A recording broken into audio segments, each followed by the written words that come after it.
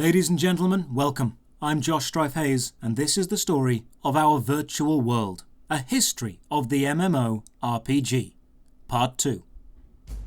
While MMORPGs weren't yet established in the gaming world, the video game revolution was in full swing, with Pac-Man arriving in 1980, Donkey Kong and Frogger 1 year later, then Pitfall, Qbert, Mario, Dragon's Lair, Tetris, Gauntlet, Ghouls and Goblins, Castlevania, and The Legend of Zelda.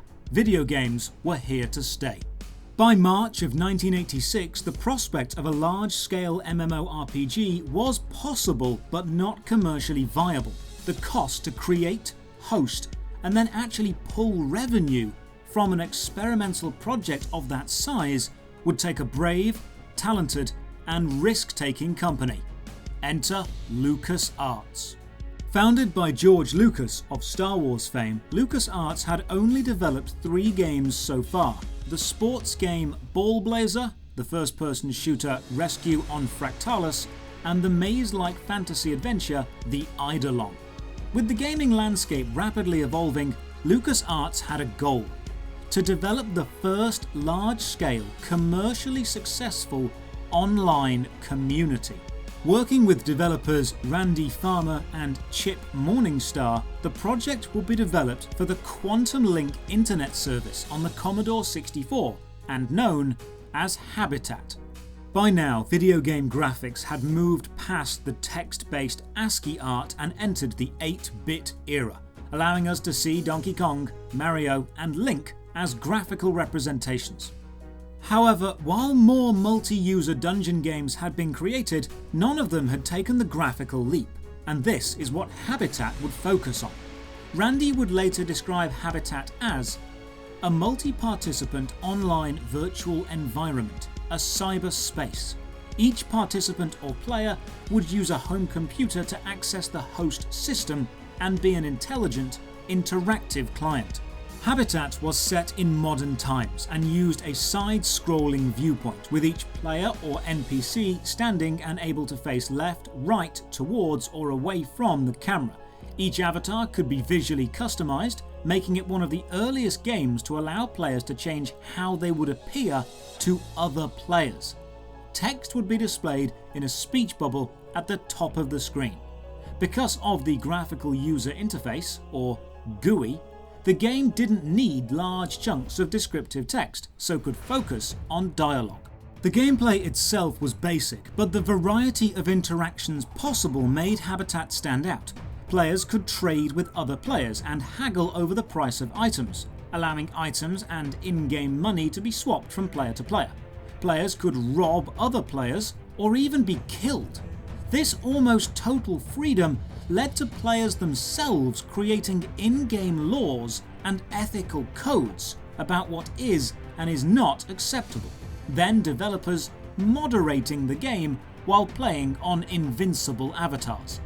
These early interactions are examples of more MMORPG characteristics: the ability to attack other players unprovoked, the trade and haggle system, the use of developers playing on powerful moderation accounts. The design philosophy of Morningstar and Farmer was to create a variety of possible experiences within the virtual world, set events that will absolutely happen, then to provide players enough freedom to explore and create unique situations. This game design idea would later be split into 2 distinct camps. The idea that events should be tightly scripted and crafted by the developers for the players is known as theme park design. The name references the idea that while in a theme park, you will journey from ride to ride. The journey is simply to get to the ride, and the ride is the same every time. You know what to expect, and you know where to find it. The ride is enjoyable and has been crafted entirely for you. The idea that players should be given freedom to create their own experience is known as sandbox, based on the childhood enjoyment of playing in a sandpit. You are responsible for building or creating your own fun.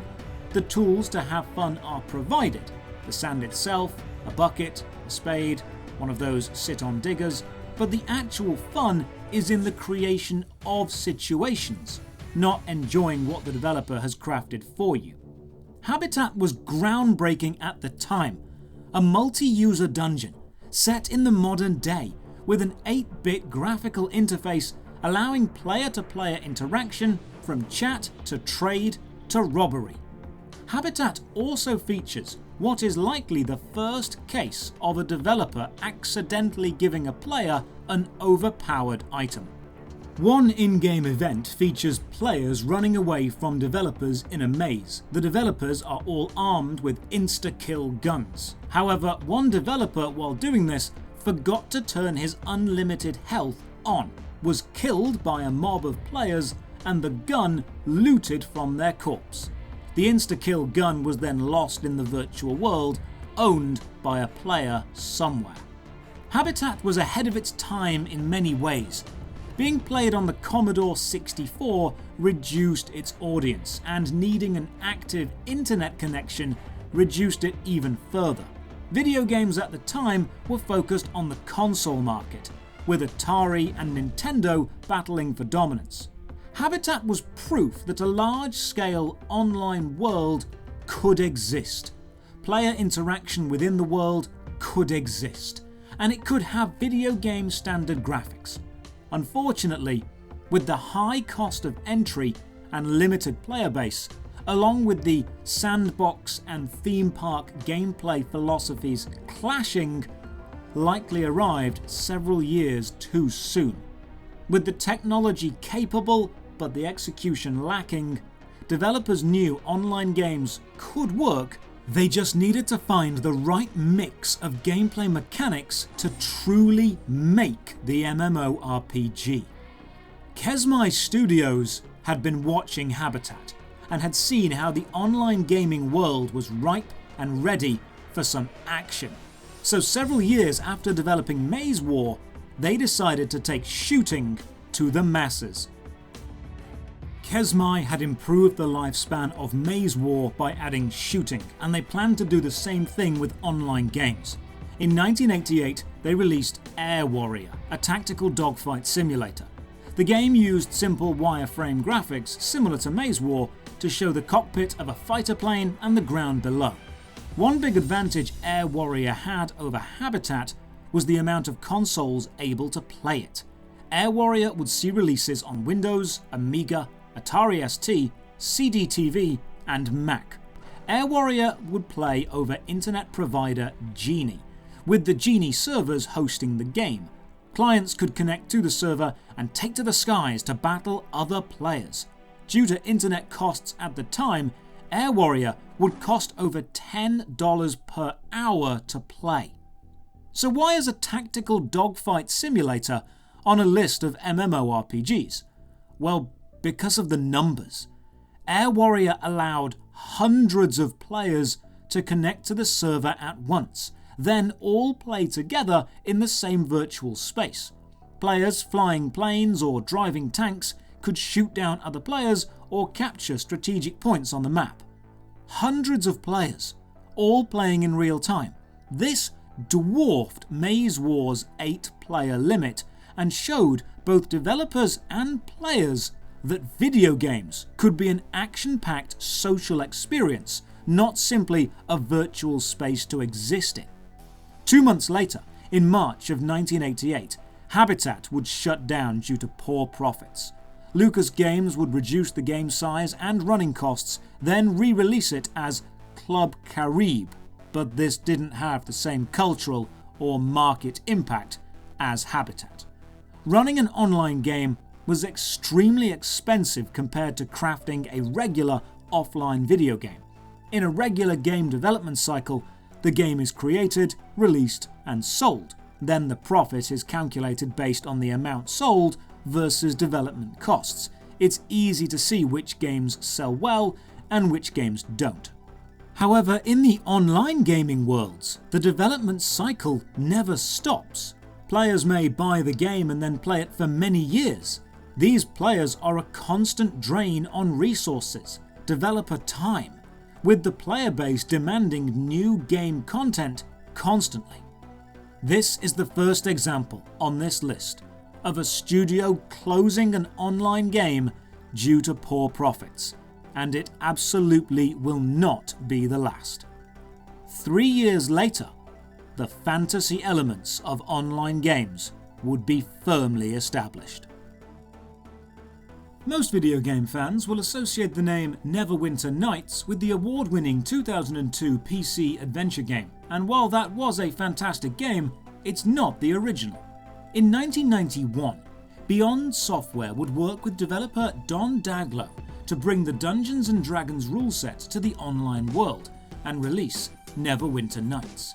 With the technical success of Air Warrior and the prestige of the Dungeons & Dragons brand, developers Don Daglow and Catherine Mataga pitched the idea of a graphical online adventure game. If the project succeeded, despite the acronym not existing yet, it would go on to become the first ever massively multiplayer online role-playing game. Side note, developer Catherine Mataga would go on to create Rayman and Spider-Man 2. The project was funded and launched in 1991, and despite having a limit of only 50 players per server, was a commercial success. The gorgeous box art proudly displays the claim, the first graphic online advanced Dungeons & Dragons game. The gameplay was broadly divided into two specific sections. Travelling and journeying around was done via static screens with a small graphic of where you were in the top left and a text description below. NPCs in the local area would be listed on the right. During combat encounters, the game would switch to a full-screen graphical mode and allowed you to see your character and the enemy models, and in traditional Dungeons & Dragons style, you could move your character around and attack enemies you were in range of. The game would thrive thanks to player-formed in-game guilds, groups of players working together to achieve a single goal. This level of cooperation was to be expected, as the Dungeons & Dragons community is well known for its cohesive teamwork. Neverwinter Nights made no major technical leaps, but it did bring together everything we knew so far, and that in itself is an important part of progress. Online adventure games now combined text and graphics, adventure and combat. The fantasy roots of the genre were digging deeper, and developers knew that while the online gaming revolution wasn't here yet, it was absolutely coming. Our next major jump in the MMORPG world comes only 1 year later in 1992. The video game industry was strong, with releases such as Sonic the Hedgehog 2, Contra 3, and Final Fantasy V. But it would be a simple text-based mud that pushes our story forward. Legends of Future Past was a text-based multi-user dungeon, developed by John Radoff and Angela Bull, a high fantasy adventure game set in the fictional world of Andor. With text-based gaming falling out of style, what did this simple game do to change the future of the MMORPG? Well, several things. First, it was the first MUD to be available on the general internet, not a specific provider. In the early days of the internet, your internet provider would heavily limit what you were able to access. If you wanted to play a game, you must be with the provider that is hosting that game. But Legends of Future Past was different. It was not tied to a certain provider. Instead, it was accessible by anyone with an internet modem through any provider, meaning anyone with internet access could play this game. The second, and likely most important aspect of this game, was its crafting system. Legends of Future Past allowed players to gather resources, such as mining for rocks and metals, picking plants and herbs, or killing animals for skins, and then turning those raw materials into something useful in-game, like armor, weapons, or potions. This crafting system was not just a good crafting system, it was likely the first crafting system in an online game. The process of collecting items from various sources based on real-world sources, then combining them to create usable, useful items, had never been done before in an online game. It may sound simple to us now, but at the time, this was groundbreaking and proved so popular that, as I'm sure many of you know, every MMORPG in the world now features a crafting system. You can thank legends of future past for this. Side note, the developer John Radoff went on to found Beamable Inc., which was responsible for the Game of Thrones Ascent Facebook game we all played. The MMORPG genre was almost defined. All the pieces were there, but hadn't yet been brought together. It would be 4 more years until the next step was taken. Kesmai Studios had been diligent in seeing how the gaming tide was turning, and it knew it would have to innovate to keep up.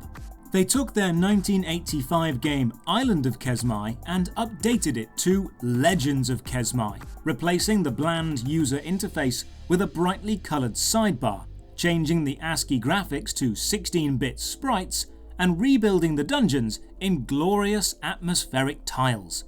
The resulting game reminds me of the tabletop board game Hero Quest, and that's always a good thing. From the updated Legends of Kesmai screenshots, we can see the industry standards have started to silently creep in. The game is shown to the top left, the right-hand side of the screen is used for inventory management and player stats, and these various tabs can be cycled through by clicking on icons below the main window. The bottom of the screen is text and chat box, with buttons for performing special in-game actions under that. Wanting to make their game available to as many players as possible, Kesmai Studios launched the game through internet provider America Online, better known as AOL. And then they did something revolutionary. If you weren't an AOL customer but still wanted to play the game, you could join up to GameStorm, an online gaming service created by Kesmai Studios. Joining GameStorm cost $10 a month and gave access to their full library of games, including the original Island of Kesmai, Air Warrior, and the new and improved Legends of Kesmai. This payment method of pay per month instead of pay per hour was extremely popular, as players would often spend hundreds, if not thousands of hours in these virtual worlds. A monthly flat fee was fantastic value for money. This means Legends of Kesmai could be considered the first monthly subscription game, a business model that, as we know, would become standard across the whole industry. The next part of our MMORPG story comes 3 months later in April of 1996. Thanks for watching. I hope you're enjoying this fantastic journey. If you want to support this series and channel, you can help out by simply liking, commenting, subscribing, or sharing. A big thank you to all my supporters on Patreon who have made this whole thing possible. If you'd like to become a patron, the links are in the description. See you in the next video, and as always, have a great day.